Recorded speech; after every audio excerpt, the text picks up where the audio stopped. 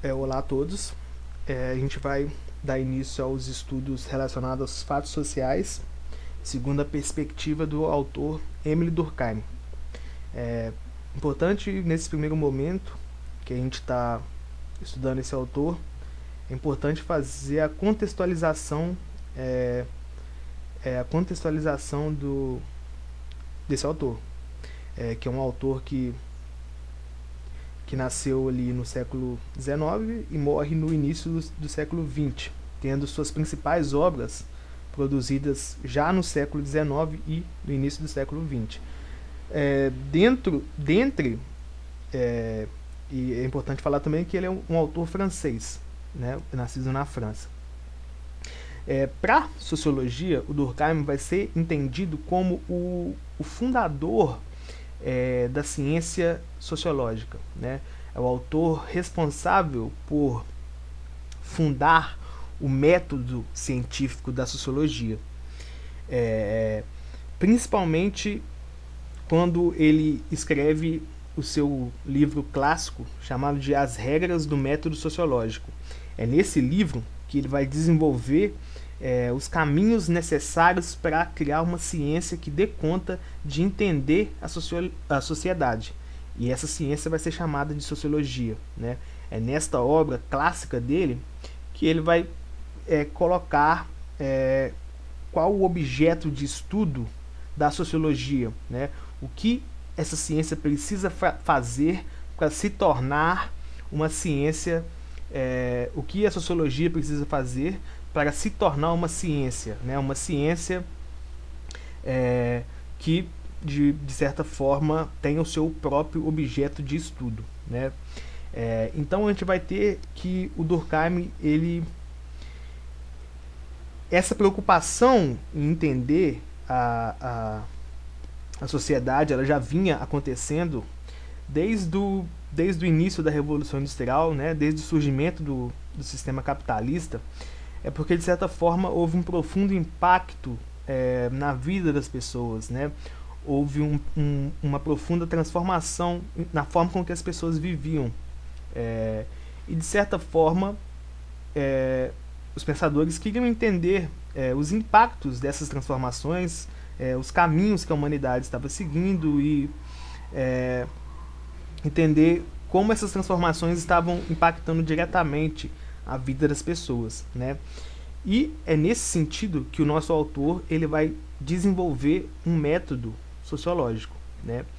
E ele vai falar o seguinte: olha, a sociologia ela é uma ciência como qualquer outra ciência que tem o seu próprio objeto de estudo. E ele entendia que a sociologia é uma ciência que vai estudar o comportamento que é exercido pela coletividade. O comportamento que é exercido pela coletividade. Ou seja, há aqui um claro distanciamento entre atitudes individuais, entre indivíduos isoladamente, entre a psicologia ou a subjetividade dos indivíduos. Isso, para o Durkheim, não é objeto de estudo da sociologia. O que é interessante para ele é estudar o que? As instituições sociais e o comportamento que essas instituições vão exercer na coletividade. Não nos indivíduos isoladamente, mas o que? Mas nos indivíduos agrupados, nos grupos sociais, no coletivo, não no individual. Há aqui então uma primeira nota que devemos fazer, né? Que o autor está fazendo um distanciamento claro do que é da esfera individual, subjetiva, da esfera o que? Social, coletiva, tá certo? E a gente vai chegar, o autor vai buscar fazer algumas afirmações, né? E a primeira afirmação dele é o seguinte: é que partindo do pressuposto, né, um pressuposto já empirista mesmo, né, uma coisa bem empírica, né, dos autores utilitaristas, né, é de que toda ciência ela vai ter os seus próprios objetos de estudos, né? As ciências, elas são bem condensadas, digamos assim, né? O conhecimento científico, ele é bem datado, né? Ele tem o seu próprio objeto de estudo, né? E segundo ele, a sociologia, ela, para ser uma ciência, ela tem que seguir essa lógica, seguir o patamar das outras ciências, que é o quê? Que é o ter o seu próprio objeto de estudo. E para o Durkheim, ele vai falar o seguinte: o objeto de estudo exclusivo da sociologia, ou o que faz a necessidade da sociologia ser uma ciência e utilizar de método científico, utilizar de preposições científicas e de objetos científicos, é a existência dos fatos sociais. Se os fatos sociais não existissem, não teria necessidade da existência da ciência sociologia. Por quê? Porque simplesmente ela não teria objeto de estudo. Então, o que a ciência sociológica está preocupada em entender são os fatos sociais. Isso é da alcunha dela. Tal como a química, a ciência química, quer entender as reações químicas, os elementos químicos, todo o processo químico de transformação das substâncias, a sociologia vai tentar fazer esse recorte de método, esse recorte de objeto que são, né, os fatos sociais. Então, a existência dos fatos sociais é o que faz com que exista a ciência sociológica, é que faz com que exista a sociologia, né? Mas aí chega a pergunta mais importante, também desenvolvida por Durkheim, que é o seguinte: ok, eu sei então que a sociologia é uma ciência e que, como toda ciência, ela tem o seu objeto próprio, que são os fatos sociais. Mas o que são os fatos sociais? O que é esses elementos que a ciência sociológica estuda, né? Lembrando que quem vai dar essa resposta vai ser o Durkheim, né? Quem vai falar pra gente o que são os fatos sociais vai ser o autor, né? O Durkheim, ele é responsável por enxergar a existência dos fatos sociais e é responsável também por descrever o que são os fatos sociais, tá certo? E aí o autor, né, abrindo aspas, vai falar o seguinte: fatos sociais é toda maneira de agir, pode ser física ou não, suscetível de exercer sobre o indivíduo uma coerção exterior. A gente já para aqui e já... Opa, coerção. O que é isso? A gente vai ver mais à frente o que é. O fato social apresenta uma existência própria, independente das manifestações individuais. Isso são os fatos sociais, segundo o autor. De certa forma, a gente olha para essa afirmação e logo pensa que é de uma amplitude muito grande, né? Fato social é tudo. É uma indagação que a gente faz, né? Mas a gente vai ver que não, que para o fato social existir, para uma ação que pode ser física ou não, para ela ser um fato social, ela tem que apresentar uma série de elementos. Ela tem que causar uma coerção exterior no indivíduo, e o fato social ele tem que existir independente de qualquer manifestação individual. Então, a gente olha para a sociedade e fala o seguinte: a sociedade está repleta de fatos sociais. Está repleta de fatos sociais. A gente vai ver aqui vários exemplos de fatos sociais. Mas é importante fazer a diferenciação do que não é fato social. Porque acontece ações na sociedade que não necessariamente são fatos sociais. Vou dar um exemplo aqui, né? A vontade de me alimentar é uma vontade que é biológica, uma vontade biológica, fisiológica, que todos os indivíduos têm. Ela existe o quê? Independente. Ela existe independente da sociedade. Todos os indivíduos precisam de alimentos, precisam ser alimentados, sentem fome. Independente da sociedade que eu estou, independente do tempo e do espaço que eu tô, eu sempre vou ter o quê? A vontade de me alimentar. Então, logo, eu posso concluir o quê? Que a vontade de me alimentar, ela não é um fato social. Por quê? Porque ela não tem uma existência própria. Tá certo? Vamos ver, então, exemplos de fatos sociais.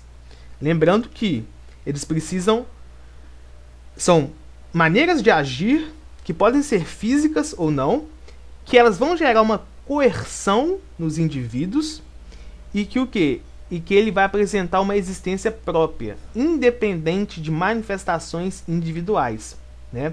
Vamos lá, alguns exemplos simples de fatos sociais. As leis de uma sociedade são consideradas fatos sociais. A religião, ela é considerada fato social. Os valores de uma sociedade, o que é tido como certo, o que é tido como errado, né? As normas, os padrões sociais, tudo isso são fatos sociais, né? A ideia do que é bom, do que é ruim, do que é certo, do que é errado, do que pode, do que não pode, tudo isso, né? As normas, os padrões sociais, tudo isso são fatos sociais. Por quê? Porque geram coerção nos indivíduos. Porque para ser fato social, é fundamental que aconteça esse processo de coerção. É fundamental disso. Vou dar um exemplo de uma atitude que não é um fato social. Por exemplo, eu falei da fome. A gente pode pensar também na questão do prazer, né? Do prazer que os indivíduos têm, da felicidade. É fato social? Não, não é fato social. Por quê? Porque isso acontece com todos os indivíduos. Independente da sociedade, isso acontece com as pessoas. Elas sentem prazer, seja da forma que for. Independente da sociedade, né? Isso não gera coerção nas pessoas. Então, a gente tem sempre que ter esse pensamento de que para a gente entender o que é um fato social, a gente tem que entender que ele gera coerção nos indivíduos. E aí a gente mata a charada entendendo o que é coerção. Eu pego uma ação e observo ela. Se essa ação gera coerção nos indivíduos, ela é o quê? Ela é um fato social. Logo, ela é o quê? Ela é um objeto de estudo da sociologia. E, segundo Durkheim, o que é coerção? Coerção vai ser uma condição externa aos indivíduos.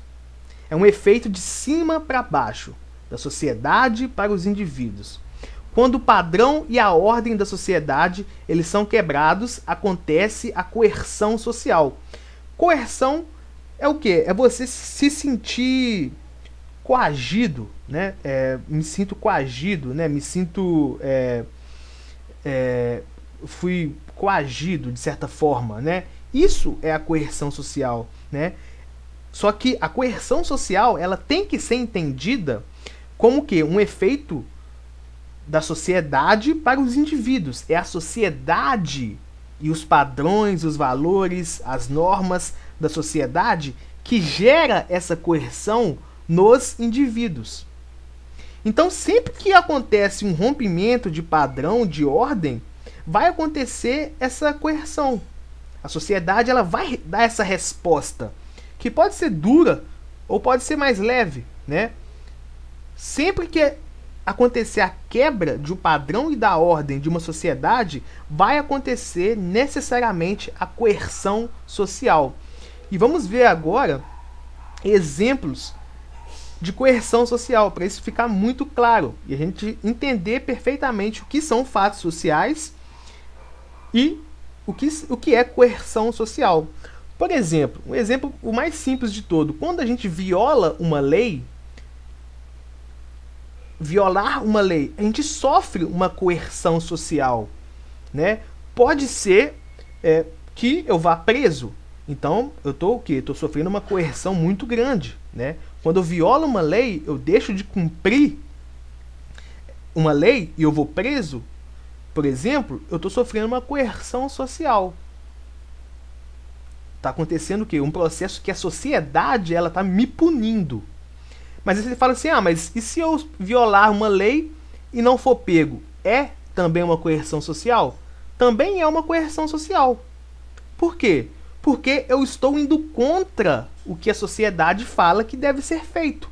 Eu estou rompendo um padrão, rompendo uma ideia do que deve ser feito pela sociedade. Eu estou indo contra a sociedade. Então, mesmo que eu viole uma lei e ninguém saiba, ninguém fique sabendo disso, desde que eu viole uma lei, eu não preciso ser preso necessariamente, mas eu estou indo contra o que a sociedade propõe que deve ser feito. Logo, eu estou sofrendo coerção social. Um outro exemplo, muito simples. Eu chego aqui no Brasil, suponhamos que eu seja de uma outra nacionalidade, eu seja americano. Eu chego no Brasil e começo a falar somente inglês americano. Eu falo só o inglês americano com as pessoas. As pessoas não vão me entender.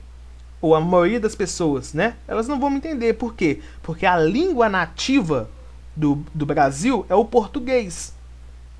E aí, eu não vou conseguir me comunicar de maneira 100% com a sociedade.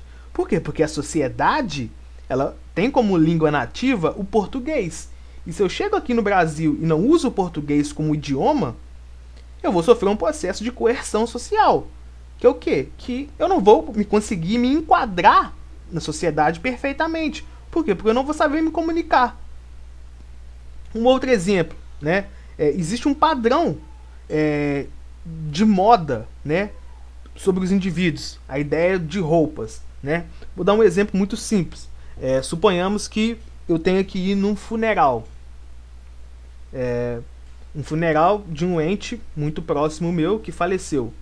Suponhamos que eu chegue nesse funeral de sunga de banho e óculos escuros, de roupa de praia.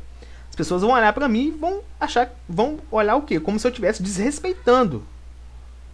Como se eu tivesse... vão me olhar com o pior olhar possível, que eu estou desrespeitando esse momento de luto. Né? Como assim? O velório de uma pessoa, o cara tá vindo com roupa de praia, sendo que nem tem praia na cidade, sendo que nem tem praia aqui. Quer dizer, eu vou sofrer uma coerção muito grande. As pessoas vão olhar para mim e vão pensar, olha, esse espaço e esse momento não é adequado para esse padrão de roupa que você está usando. Então é muito importante também a gente ter em mente que há diferentes níveis de coerção. Há essa coerção mais leve, né? Suponhamos que eu use um penteado dos anos 80. As pessoas vão olhar pra mim e falar, nossa, que brega, ou simplesmente, nossa, que feio, mas não vai acontecer nada. Eu vou continuar vivendo minha vida normal. As pessoas só vão achar estranho.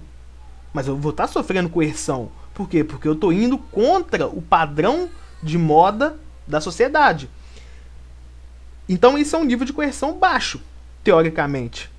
Mas há também níveis altos, né, de coerção, quando a sociedade ela promove uma coerção muito forte sobre o indivíduo, que é, por exemplo, quando a gente viola uma lei, né? O indivíduo comete um homicídio, ele vai ser preso, vai ficar vários anos na prisão e ele vai o quê? Vai sofrer um nível altíssimo de coerção social, porque ele violou uma lei, né? Ele fez o que a sociedade não espera que ele faça. Né? Então ele vai sofrer esse processo de coerção social. E para a gente encerrar o nosso pensamento, é importante a gente entender que o Durkheim ele é um autor tido como estruturalista. Desculpa. O que significa isso? Significa que ele entende que a sociedade e as instituições elas estão acima dos indivíduos. Ou seja, é a sociedade que vai moldar o comportamento dos indivíduos. Se eu, Igor, sou essa pessoa hoje que tem os meus valores, as minhas noções do que é certo, do que é errado, do que é bom, do que é ruim, do que pode, do que não pode. Se eu tenho essa noção, se eu tenho esses valores, é porque eu nasci em uma sociedade que me deu esses valores, que me deu essa maneira de pensar, que me ensinou a ser assim. Então, o Durkheim, ele coloca a sociedade acima dos indivíduos, né? E desta forma, então, a sociedade ela vai moldar os indivíduos. Então, diferentes indivíduos de diferentes sociedades, eles vão ser o quê? Diferentes. Isso é o estruturalismo do Émile Durkheim. Isso que é a maneira que ele entende que a sociedade está acima dos indivíduos. Ele coloca muito mais impacto nos fatos sociais do que nas ações individuais.